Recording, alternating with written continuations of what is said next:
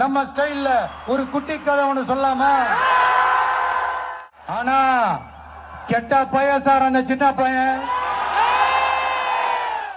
அப்புறம் இங்க சில பேரு, தம்பி உனக்கெல்லாம் என்ன தெரியும், நீ எல்லாம் எப்படி தாக்கு பிடிப்ப, இந்த அரசியல் பெரிய அகழியாச்சு, அதுல தண்ணிக்குள்ள முழுகிட்டோம், தலையை தூக்கிக்கிட்டோம், வாயை பொழந்துக்கிட்டோம், இந்த ராட்சச முதலைகள்லாம் ரகம் ரகமா இருக்குமே, இவங்களெல்லாம் தாண்டி நீ எப்படி கோட்டைக்குள்ள போவ, உன்னால முடியுமான்னு கேள்வி மேல கேள்வி, கேள்வி மேல கேள்வி.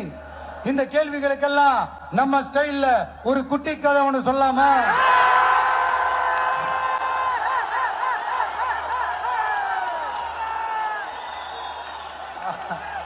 ஆனா இது ஆடியோ லான்ச் ஃபங்க்ஷன்ல சொல்ற மாதிரி இந்த மோட்டிவேஷனல் கதைலாம் கிடையாது. நம்மளுடைய ஸ்டாண்ட் என்ன, நம்ம எடுக்க போற டிசிஷன் என்னன்னு டெலிபரேட்டா சொல்ல போற கதை. சரிங்களா? ஒரு நாட்டுல ஒரு பெரிய போர் வந்துச்சான்.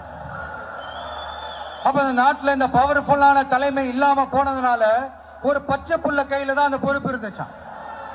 அதனால அந்த நாட்டுல இருந்த அந்த பெருந்தலைகள்லாம் ரொம்ப பயந்துகிட்டு இருந்தாங்களாம். அந்த சின்ன பையன் அந்த நாட்டோட படையை நடத்துற பொறுப்பை ஏத்துக்கிட்டு போர்க்களம் போலாம்னு சொன்னானா. அப்ப அந்த பெருந்தலைகள்லாம், எப்பா நீயே சின்ன பையன், இது பெரிய போர்க்களம்பா, அங்க பவர்ஃபுல்லான நிறைய எதிரிகள்லாம் இருப்பாங்கப்பா, களத்துல அவங்களை சந்திக்கிறதெல்லாம் சாதாரணமான விஷயம் இல்லப்பா, சொன்னா கேளுப்பா, இது விளையாட்டு இல்ல, நீ பாட்டுக்கு குடுகுடுன்னு ஓடி விளையாடிட்டு திரும்ப குடுகுடுன்னு வீட்டுக்கு ஓடி வர்றதுக்கு, போர்னா படையை நடத்தணும், அதை விட முக்கியம் அத்தனை எதிரிகளையும் சமாளிச்சு போர்ல தாக்கு பிடிக்கணும், அதுக்கு மேல முக்கியம் அந்த போர்ல ஜெயிக்கணும், உனக்கு யாரோ கூட்டோ துணையோ இல்லாம நீ எப்படிப்பா அந்த போரை நடத்துவ, எப்படி ஜெயிப்ப அப்படின்னு எல்லா பெருந்தலைகளையும் கேட்டப்போ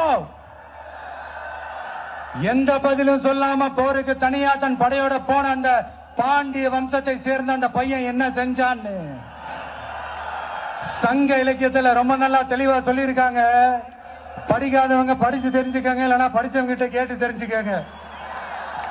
ஆனா கெட்ட பையன் சார் அந்த சின்ன பையன்